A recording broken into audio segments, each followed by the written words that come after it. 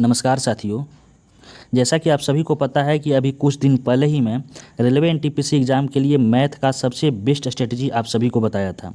तो उसके बाद बहुत सारे कैंडिडेट का ये डिमांड आने लगा कि सर इसी तरह आप एक रीजनिंग पे भी वीडियो बनाइए और उसमें रीजनिंग की स्ट्रेटजी को लेकर बताइए कि किस टीचर से पढ़ना है, कितने घंटे की डेली बेसिस पे पढ़ाई करनी है, ताकि जो एनटीपीसी में रीजनिंग पूछा जाता है उसका सिलेबस कंप्लीट हो जाए और उसके लिए कौन से बुक को प्रीफर करने की ज़रूरत है।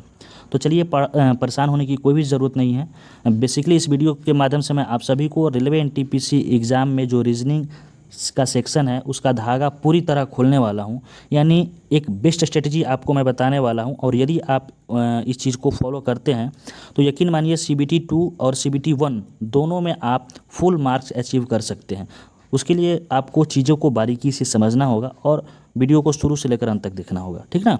तो चलिए बिना कोई वक्त गवाए हम लोग वीडियो को शुरू करते हैं। सबसे पहले हम लोग यहाँ एक एनालिसिस के तौर पे बात करेंगे कि जो रीजनिंग है वो एनटीपीसी एग्ज़ाम में इसका कितना वेटेज है। तो अगर CBT 1 का बात किया जाए तो इसमें 30 प्रश्न पूछे जाते हैं और वही CBT 2 का बात किया जाए तो CBT 2 में आपको 35 प्रश्न पूछा जाता है। हालांकि दोनों का अगर लेवल का बात किया जाए तो ऑन एन एवरेज बराबर ही होता है। कुछ ऐसे चैप्टर होते हैं जैसे कि सिलोगिज्म हो गया, ब्लड रिलेशन हो गया और उसके बाद आपको ये हो गया कथन निष्कर्ष हो गया। इन सभी चैप्टर में थोड़ा सा लेवल CBT 1 की अपेक्षा CBT 2 में थोड़ा सा ज़्यादा पूछा जाता है, ठीक ना। मतलब उसका लेवल थोड़ा हाई रहता है, लेकिन चीज़ें बराबर ही है, सिलेबस बराबर ही होता है। परेशान होने की कोई ज़रूरत नहीं है। और वर्तमान में सबसे पहले CBT 1 होगा तो हम लोग का जो फुल फोकस है वो CBT 1 पर ही होना चाहिए। CBT 1 का अगर सिलेबस हम लोग कंप्लीट करेंगे तो ईजिली CBT 2 का भी सिलेबस कंप्लीट हो जाएगा अपने आप। और थोड़ा कुछ ऐसे चैप्टर हैं जिसको कि मैं आगे आपको बताऊँगा जिसको डीप में पढ़ने की ज़रूरत है, और अगर उसको डीप में पढ़ते हैं तो हम लोग साथ ही साथ CBT 2 का भी सिलेबस कंप्लीट कर लेंगे, ठीक। तो आई होप आप इस चीज़ों को समझ गए होंगे। तो हम लोग अब फोकस करते हैं अपने CBT 1 पर। अगर प्रीवियस ईयर क्वेश्चन का बात किया जाए कि इसमें जो प्रश्नों की पूछने की प्रकृति है वो किस तरह रहता है, तो ऑन एन एवरेज 15 से 20 ऐसे प्रश्न होते हैं जो कि आप आराम से सोल्व कर लेते हैं। इसके लिए ज़्यादा समय आपको देने की ज़रूरत नहीं पड़ेगी। बाकी 8 से 10 ऐसे सवाल आपको परीक्षा में पूछे जाते हैं और प्रीवियस ईयर प्रश्नों में आप देखेंगे कि इसके लिए आपको काफ़ी जद्दोजहद करने की ज़रूरत पड़ सकती है। यानी कहने का मतलब है कि इसके लिए आपको काफ़ी टाइम देना होता है।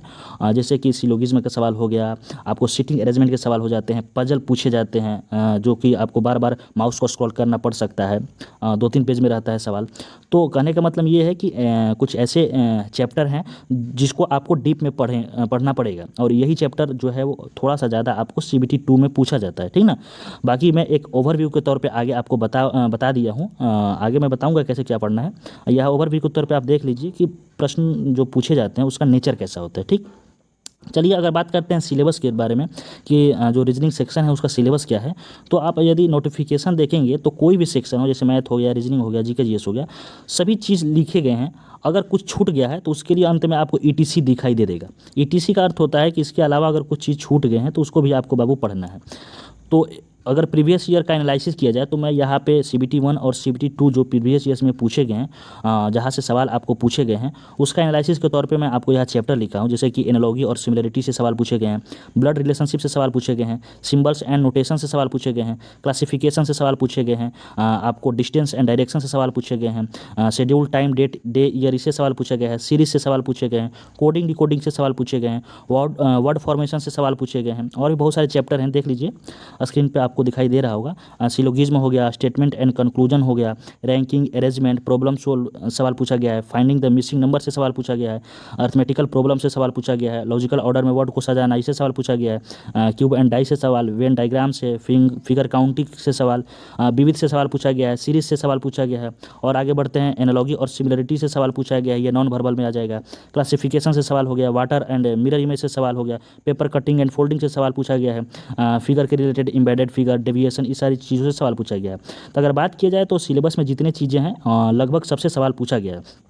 लेकिन सबसे ज़्यादा फोकस किस पे करना है, और अगर उस पे ज़्यादा फोकस करते हैं तो हमारा CBT 2 के जो रीजनिंग पूछा जाता है उसका भी सिलेबस कंप्लीट हो जाएगा। वो आपको वेरी इंपॉर्टेंट में दिखाई देगा। जैसे वेरी इंपॉर्टेंट जहाँ लिखा गया है उसका जो नंबर ऑफ क्वेश्चन पूछे जाने का है वो सबसे ज़्यादा है। जैसे कि एनालॉजी और सिमिलरिटी यह वेरी इंपॉर्टेंट है, यानी सबसे ज़्यादा पूछा गया है और ये डीप में पढ़ने की आपको ज़रूरत है। सिम्बल्स एंड नोटेशन ये वेरी इंपॉर्टेंट है। उसके बाद अगर बात किया जाए आपको सीरीज से वेरी इंपॉर्टेंट है, कोडिंग डिकोडिंग वेरी इंपॉर्टेंट है, syllogism statement and conclusion very important है, मिसलेनियस, तो मिसलेनियस में सब कुछ आ जाता है, तो ये भी इंपॉर्टेंट है। बाकी इंपॉर्टेंट में देख लीजिए, ब्लड रिलेशनशिप से भी सवाल पूछा जाता है, क्लासिफिकेशन से भी सवाल पूछा जाता है। ठीक, तो ये जो वेरी इंपॉर्टेंट और इम्पोर्टेंट मैंने यहाँ पे आपको दर्शाया है, ये जो चीज़ें हैं ये आपको थोड़ा सा डीप में पढ़ना है और ज़्यादा पढ़ना है, ताकि आपका CBT 2 है उसका भी सिलेबस साथ में ही आप खत्म कर सकते हैं। ठीक ना, बाकी कोई दिक्कत नहीं है, ऑन एवरेज सब चीज़ बराबर होता है।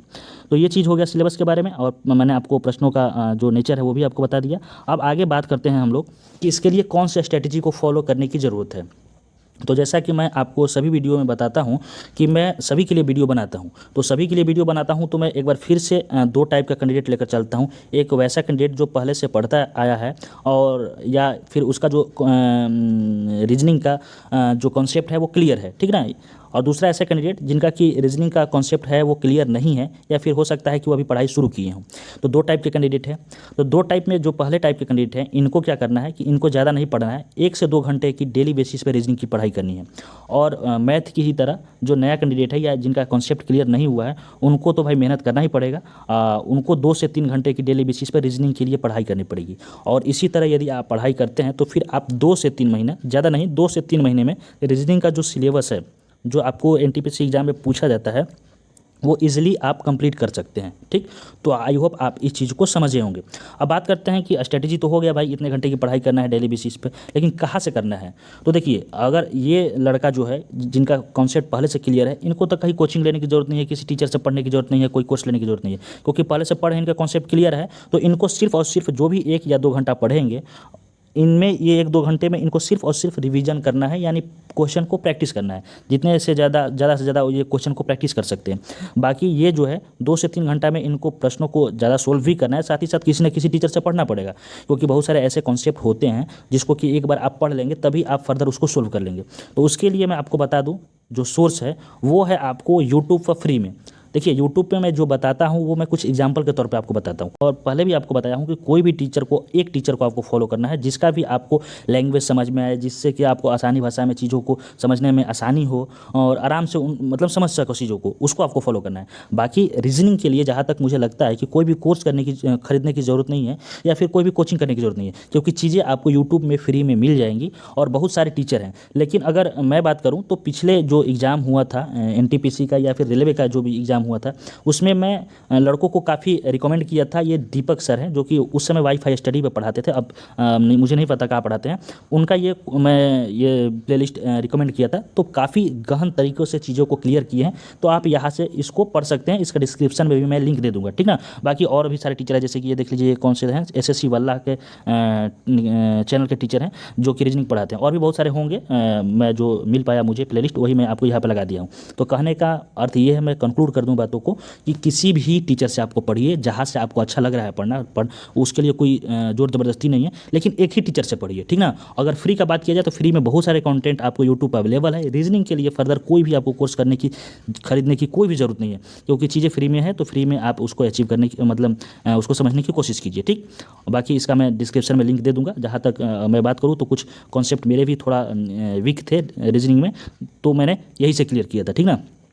अब बात करते हैं कि ये चलिए हम पढ़ लिए, यानी जो ये सेकंड टाइप के कैंडिडेट हो गए, इन्होंने पढ़ाई पूरा कर लिया, ठीक ना, यानी इनका भी कॉन्सेप्ट क्लियर हो गया। तो कॉन्सेप्ट क्लियर होने से तो मतलब नहीं है, अब तो ये कॉन्सेप्ट क्लियर कर दिए तो इनके बराबर हो गए। तो अब ये प्रैक्टिस कहाँ से करेंगे, तो मैं जैसे कि पहले से ही बताते आ रहा हूँ कि आपको प्रैक्टिस करना है तो सिर्फ और सिर्फ प्रीवियस ईयर क्वेश्चन को प्रैक्टिस कीजिए, क्योंकि प्रीवियस ईयर क्वेश्चन में जितना प्रश्न पूछा गया है उसकी नेचर कैसा है, क्या है, यदि आप बनाने लगेंगे ना तो सारी चीज़ें जो है वो आपका क्लियर होता जाएगा। और सबसे बेस्ट तरीका है प्रीवियस ईयर क्वेश्चन को ही बनाना, ठीक।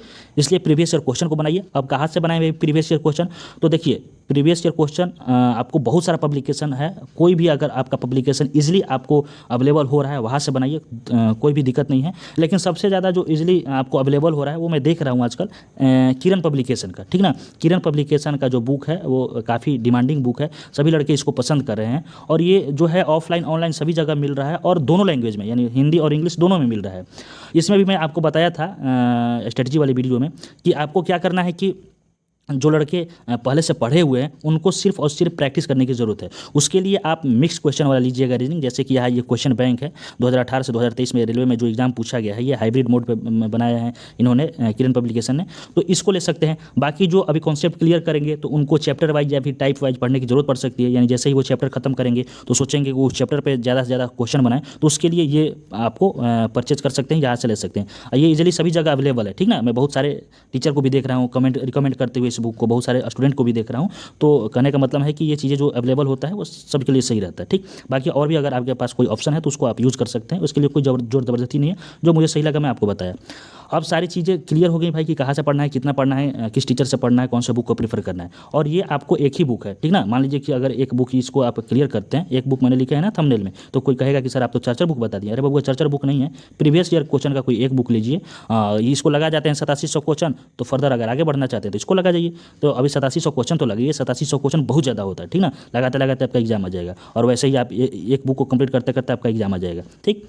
तो चलिए अब बात करते हैं कि ये सारी चीज़ें हो गई भाई, टाइम कैसे मैनेजमेंट किया जाए, टाइम को कैसे मैनेज किया जाए, टाइम मैनेजमेंट पर कैसे वर्क किया जाए। क्योंकि कुछ ऐसे हैं चैप्टर जैसे कि आपको हो गए सिटिंग अरेंजमेंट, पजल हो गया, कथन निष्कर्ष हो गया, ये थोड़ा सा टाइम ले लेता है, यानी जो है वो टाइम थोड़ा कंज्यूम ज़्यादा कर देता है। तो देखिए इसके लिए एक बार फिर से मैं आपको बता रहा हूँ, इसके लिए एक ही सोल्यूशन है और वो है मोर एंड मोर प्रैक्टिस। चीज़ों को खुद से ज़्यादा बनाने लगेंगे ना तो आपका जो कॉन्सेप्ट है वो क्लियर होने लगेगा। जो सवाल आप हो सकता है कुछ दिन पहले 2 मिनट में बनाते थे, वो 2 मिनट से कम में आप बनाने लगे। कैसे बनाने लगेंगे? जब उसी बेस्ड पे आप बहुत सारे सवाल को सोल्व करेंगे और खुद से सोल्व करेंगे। लड़के आजकल क्या करते हैं कि वो टीचर पर डिपेंड हो जाते हैं। बहुत सारे टीचर का वीडियो देखेंगे, बस वीडियो देखें। अरे भाई वीडियो देखने से कुछ भी नहीं होता है। वीडियो देखने से आप उस समय आप उस चीज़ों को मतलब आपके दिमाग में आएगा, बाकी उसको रिकॉल ही नहीं कर पाएंगे जब तक आप खुद के हाथ से पेन ना उठाएंगे और सवालों को सोल्व नहीं करेंगे। कुछ ऐसे सवाल होते हैं जो फंस जाते हैं तो तुरंत किसी और से पूछना पड़ता है, या